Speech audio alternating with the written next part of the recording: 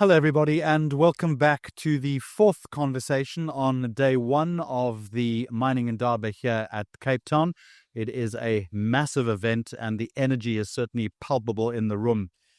In the previous three conversations, we've spoken in depth about strategy. We've spoken about turnaround. We've spoken about the politics, about risk, about vision. But if you'll excuse the mixed metaphor, this really is where the rubber hits the road or the steel hits the track. We're going to talk about unlocking rail capacity. I want to talk about the backbone of this process in terms of mining clients. And I'm in conversation with the Chief Executive of Transnet Freight Rail, Russel Baatjies. Russel, a very warm welcome. Before we talk about what you've done and where you're going, I would contend that had you been here maybe 4 or 5 years ago, the reception that you might have got from people would have been very different. The chief executive, Michelle Phillips, used a very interesting example. She said this time, if she threw a party, people were coming. A couple of years ago, people would have said, maybe I've got something else to do. What's the sense that you're discerning in the room at the moment? Is there a more positive approach to Transnet, do you think? Well, good afternoon, Jeremy. Thanks for having me. Definitely, I must tell you, I was here 4 or 5 years ago, and the reception was much different to what it is today. Chilly. Yes, chilly. But I must say, this time around, in fact, last year as well, you can sense that customers are more positive, and the mining customers are our biggest customers. They're more positive, more engaging. They also invite us to their events, their dinners. So are we going to one this evening? I don't remember this one inviting us before. So that's a good sign. But positive in spirit, I must tell you. Good conversations. And we're happy to be here. Our stand is a bit bigger.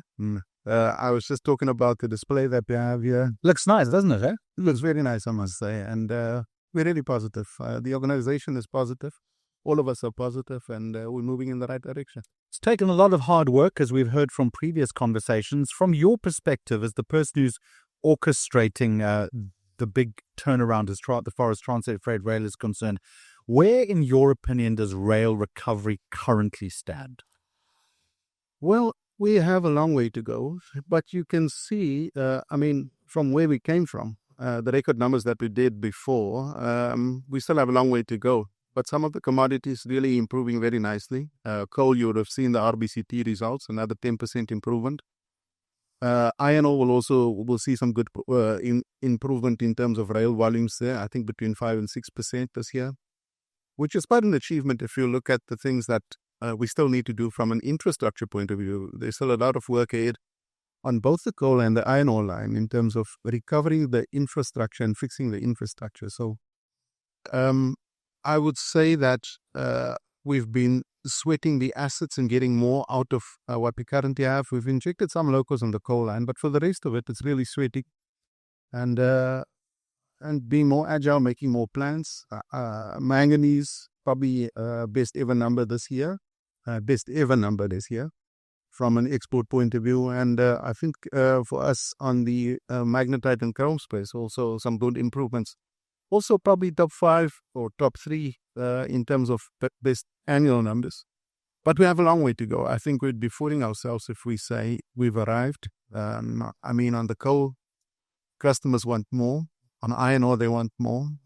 There's still a lot of traffic on road. And it's our job to fix that. And other train operating companies that will be coming on the network too. How much further can you sweat the current assets, do you think? Well, I think we can get it to, if the infrastructure improves, for the new financial year, our target is 183 million tons. Our lowest was 149.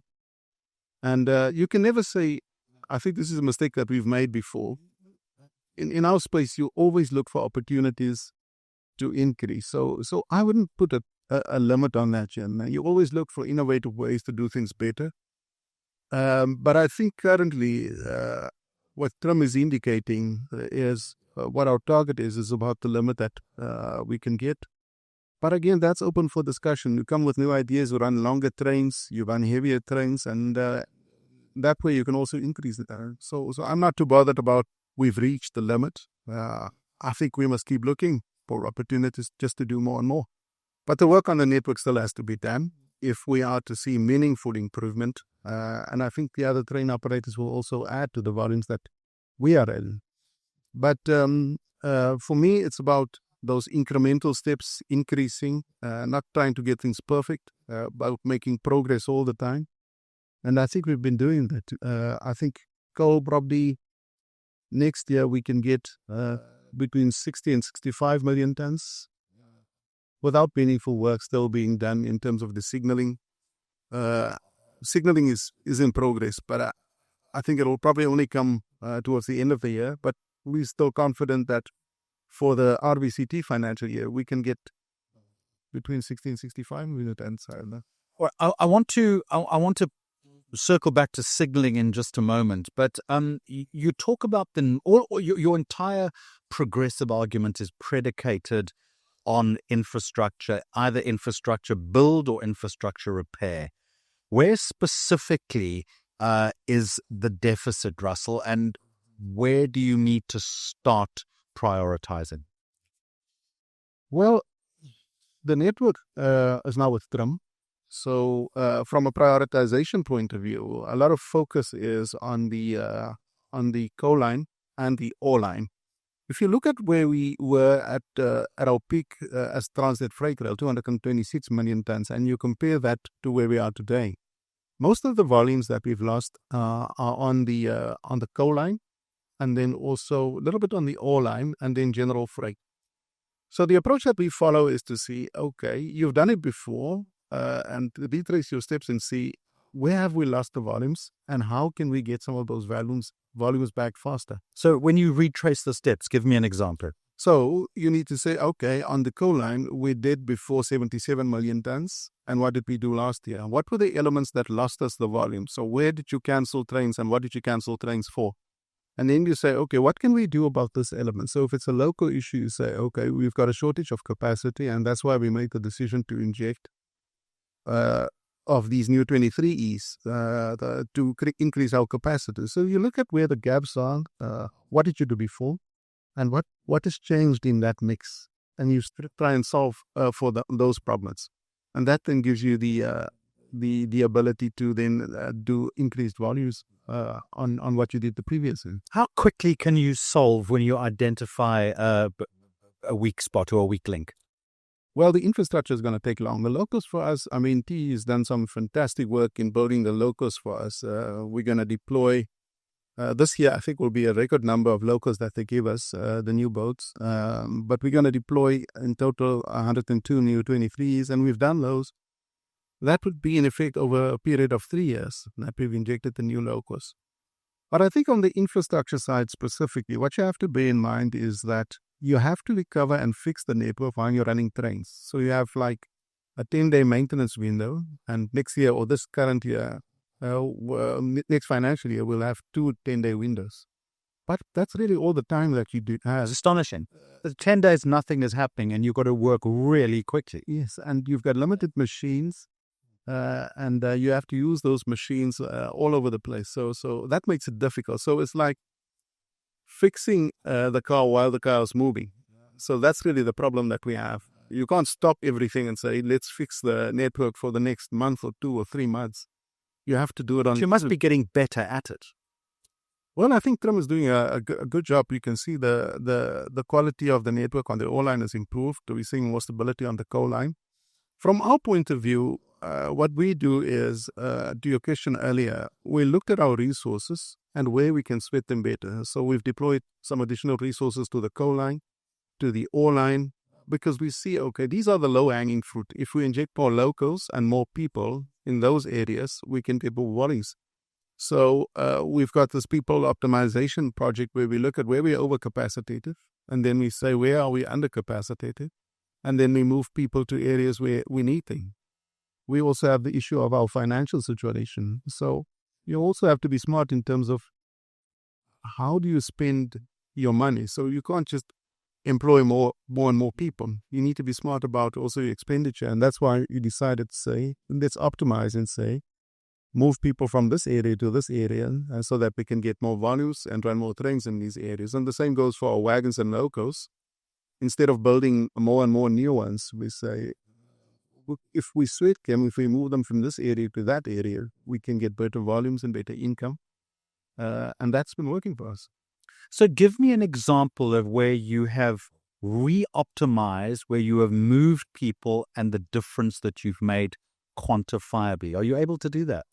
So, for instance, on the coal line, we have what we call the container corridor, which is between Durban and Johannesburg. And the volumes are not that high on this specific line. It's more containerized traffic and some cars that we move there.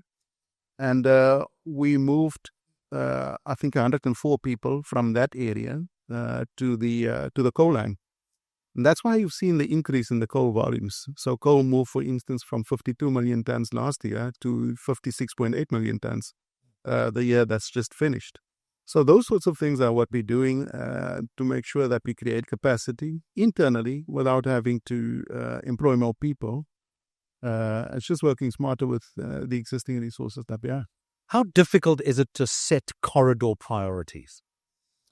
Well, we've set ourselves up now, even though we have the corridors, we've set ourselves up into business units so that we can be closer to our customers. Because, Jeremy, we realize that with open access, you'll have other entities, other train operating companies that will compete for the business that we have. So we want to be closer to our customers, and that's why we've set ourselves up like this.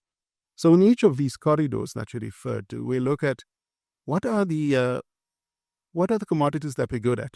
So we're very good at bulk commodities, the mining commodities, which is why we're here.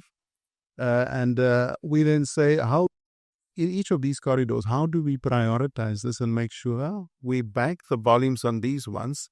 And then we say, if we have to do for some of the other commodities, we have to make those difficult decisions to say, we're going to have to reduce resources here, but to increase on the resources where we see we can get better value out of our assets. So for us, you have to have the conversations then with your customers to say, we can no longer do what we did before because we have to look after our own business. We focus on what is rail-friendly traffic, and we want to concentrate on that. Some of the customers, for instance, in the container space and on cars, they have other options.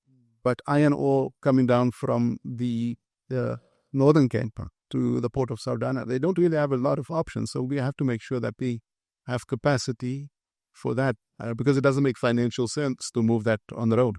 Russel, you're in a very interesting and almost a dichotomous position because on the one hand, Transnet is really focused on private sector participation. On the other hand, as someone who's running Transnet Freight Rail, you don't want to compete too much with them either, do you? So you've got to find that key balance between making sure that you're running your unit or your business and also making sure that there's an enabling environment for others to succeed so the broader organization can become more profitable and reach that tonnage target that everyone's talking about. Well, we're clear about what we want to do here. And it's a good answer. We're clear about what we want to do, and others will come and they will come on stream and try to compete with us. Which you welcome. We welcome, but I must tell you, we will assist them where we can, Jeremy. But we also have our intentions, and those are to increase the volumes in the markets that we've been good at over the past few years. So I hear what you're saying in terms of Transnet, but Transnet and Trum, they have a role to play. But we have growth ambitions, and we want to do more. So if it means that with a TOC, another TOC, we have to compete. We'll be competitive and make sure we put our best foot forward. We don't give out volumes up easily. We will make sure that we can offer a good service to our customers. And how are you inculcating that important spirit that you've just outlined to me to your staff? Well, we've made it clear that competition is here, and we're going to have to get better at what we do. We have the R4G strategy that Andrew spoke to you about earlier, and when we engage our staff, we talk about this and say, but what we've done before, the railway, as we've always known it, as this monopoly, that can just sit back and things will happen by itself. And that's long gone. But difficult to change the monopoly mindset, though. So that's what we're working. That's what we're working on, to make sure everybody understands we're competing now, and to get that mindset with all our employees, because we have now incentive scheme with our teams to say, if you meet these targets, we will pay you an incentive to drive that sort of business mind. We talk about our income statement more. It's not the railway of the past that we used to have. We are competing business. We have to compete with others, and the things that we've done before, the number of depots that we've had before all over the country. I keep making this point about before TFR had a footprint all over the country. But I think going forward, Trim will have a footprint all over the country, but TFR not necessarily. We need to choose the markets that we play in and be competitive in those areas, and make sure it makes financial sense for us. Russel, you're not only competing with other entities, but you're also competing with valuable skills, for valuable skills, because this business has become a lot more data-driven. It's become a lot more precise in the way in which it's managed.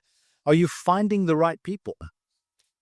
We've got some good people in TFR. I think but you're going to have to find a lot more. We're going to have to find a lot more. And the areas, I think, would be more in the AI space.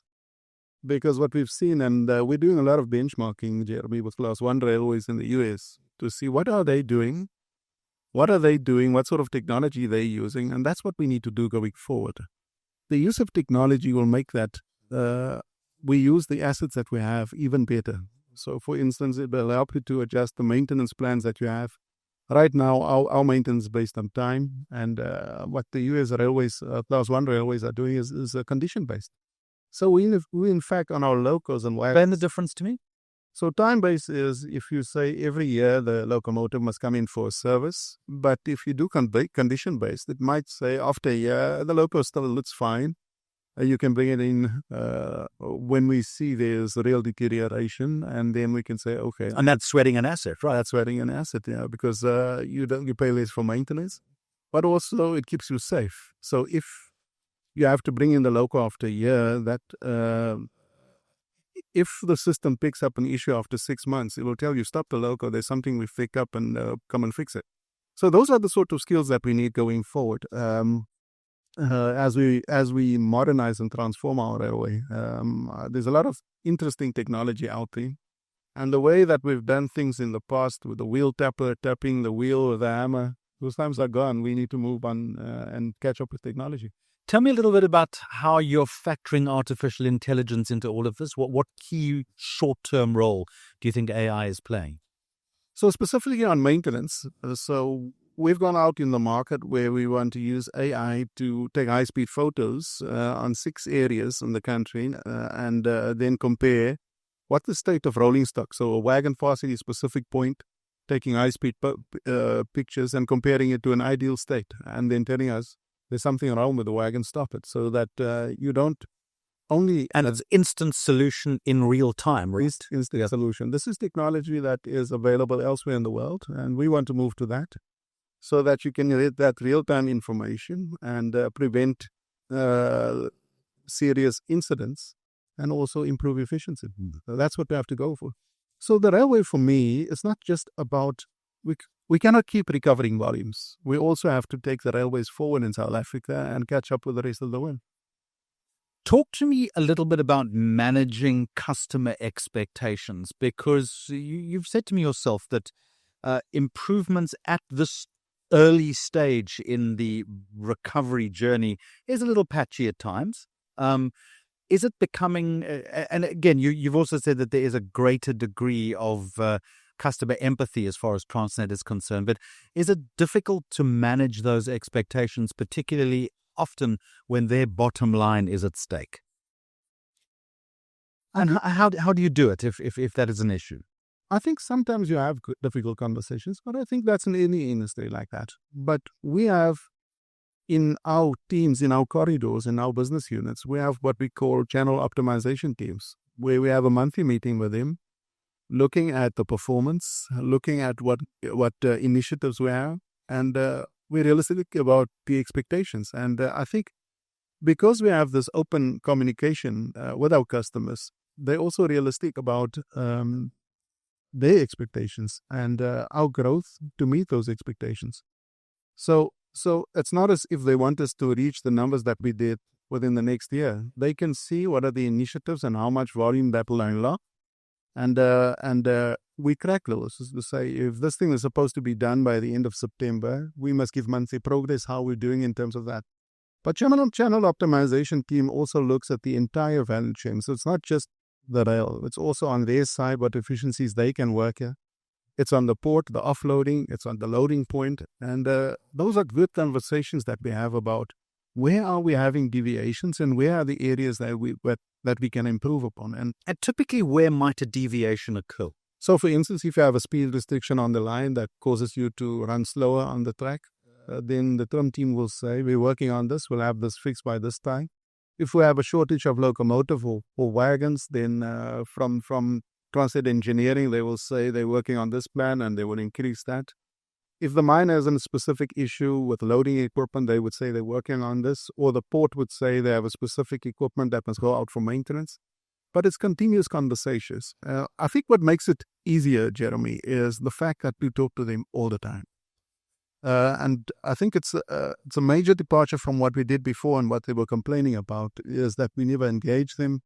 And then often with some of these things, they also help us to procure some of these things and just get them done faster. And I think that has worked for us over the past 3 years. We've seen on the trim side some major improvements in terms of the theft incidents. Before, 2 years ago, they would have told you that we have a lot of cable theft issues on the coal line. I was listening to Alan Waller from RBCT, where cable theft was the number one cause of cancellations before. It's now something like number 6. So working with the customers to get solutions for these things has worked well for us. But again, sometimes you have difficult conversations. Russell, what have you done in that respect? Because I think in your annual results, your chief executive mentioned that exact same thing. It does remain a risk. And cable theft is a problem not only for your sector, but for other industries in the country. What have you done differently in that respect? Well, it's more on the trim side, which is the other division now. But in collaboration or in deep consultation with you, though. Yes, and with the customers. So specifically on RBCT, on the coal line, is that collaboration and working with a specific service provider and having more intelligence-driven operations. So that has given us a lot of good results. So they would look at specific areas and say, but this is a hotspot for us. We need to do some investigation. Manage and deploy, right? Yeah, something like that. New technology that they've deployed also using drones. But then that has yielded some good results. I think our chief operating officer, who was here earlier, I think he's driving these things very well in terms of making sure there's good coordination between the different operating divisions so that we can work together to reduce these things that are causing these volume deviations or performance deviations. Russell, explain to me what operational discipline means on a day-to-day basis within the division that you run. And perhaps more importantly, how do you sustain that? Operational discipline is one of the things that we are busy fixing. So for me, it's just about what is your plan for the day and sticking to that plan, making sure that you execute that plan. So it's also making sure that all those micro plans link into one bigger plan, right? Exactly. So you must be clear about what your objectives are and make sure that everybody, the person that moves the train, understands what the plan is.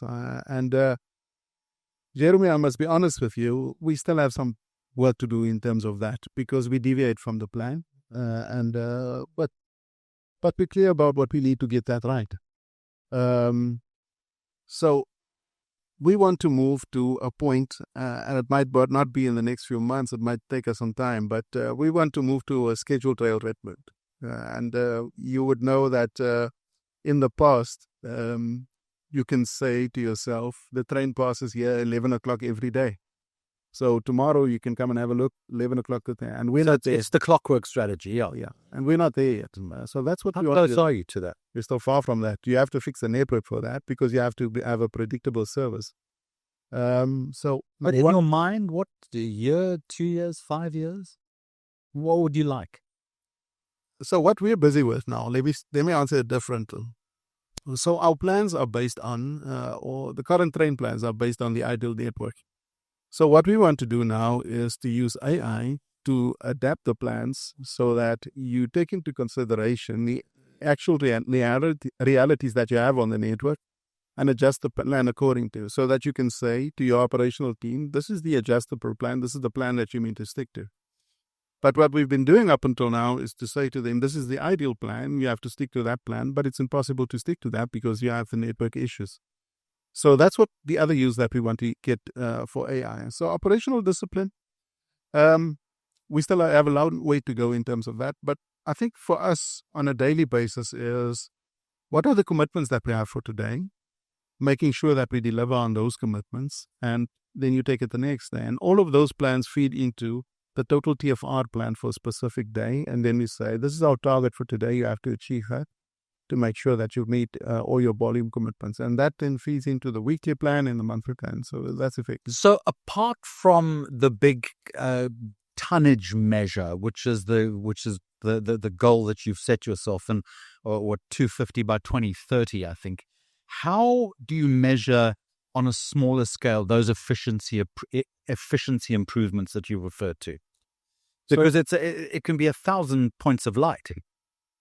So what we use as a primary indicator for us is something we call cycle time. So cycle time is, if you start to train at the mine or at the port, how long does it take you to get the train back to that same point? So for instance, on the ore line, we would like to get to a 70-hour cycle time. And then you say, okay, this is the design. You have a 70-hour design cycle time. And then using those channel optimization meetings that I spoke about earlier with the customers, you look at, where are you deviating from the 70 hours ideal that you have to get to? So cycle time is a key measurement for us in terms of how we sweat our assets. So to put it simply, if it takes you 24 hours to drive from here to Johannesburg, you can do in a week 7 trips. If you reduce the cycle time to 12 hours, you can do 14 trips. So that's an efficiency measure for us in terms of cycle time. How do we sweat out assets? How quickly do we turn them around to get back and repeat the journey? What keeps you awake at night?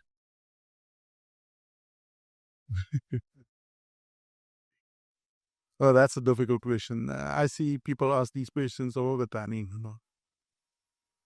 And it's an all-consuming job, isn't it? It's an all-consuming job. You have so many things to think about. I don't think there's one specific thing that keeps me awake at night.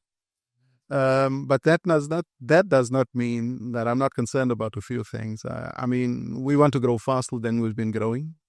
We want to increase the volumes. Our business is not an easy business. It's a dangerous business. You have these big trains. They're very quiet. I don't know if you've been in a yard full of trains. Sometimes we don't hear these things. So the safety of our people, that's a key concern for me. And then to get us to profitability, I would say that for me is the biggest challenge. We want to get to profitability. But I think with the Exco team in TFR, what we say to ourselves is, we just don't want to recover the volumes. We must make sure that we don't find ourselves in this situation ever again, where we have constrained cash flow, that we have a difficult balance sheet, that our performance from a volume point of view was not good, and that our customers are complaining. So whatever we do, we need to say, how do we fix these things sustainably going forward? Because for me, that's the most important thing. It's to get the rail system in South Africa, and specifically Transnet Freight Rail, to where it should be, and keep it there, because it's such an important organization for this country that we cannot afford to have the sort of performance that we've seen a few years ago. And this is the last question, if we have this conversation, this exact same conversation in a year's time, what would you like to have seen happen in the very short term? What do you want to report back to the constituency in this room? I would like to see us on our new volume target, 182.8 million tons. And I would like to say, by 2029, we will be on 200 million tons. and contribute to the minister's ideal of 250 million tons by 2030.